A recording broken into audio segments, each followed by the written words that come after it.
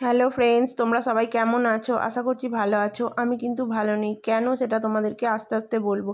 ভিডিওটা দেখো, তাহলেই বুঝতে পারবে। এটা একদিন আগের ভিডিও, কিন্তু কাল যখন এডিট করতে বসলাম তখন এমন একটা ঘটনা ঘটলো, মানে এডিট করা আমার আর হয়নি, আর ভিডিওটাও দিতে পারিনি।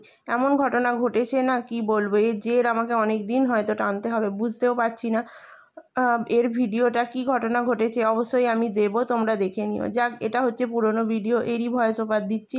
সকাল থেকে অনেক কাজকর্ম ছিল, সেগুলো কমপ্লিট করলাম। ব্লাউজের কাজ ছিল, করে নিয়ে বসে আছি। একটা বৌদি দিয়ে গেল চিচিঙ্গাগুলো। দেখো এই কত বড় বড় ওদের জমিতে হয়েছে, সেগুলো দিয়ে গেল। সব কাজ কমপ্লিট করে নিয়েছি। অনেক কাজ ছিল সেলাইয়েরই, সেগুলো আর দেখাইনি। করে নিয়ে স্নান টান করে বসে পড়েছি খেতে।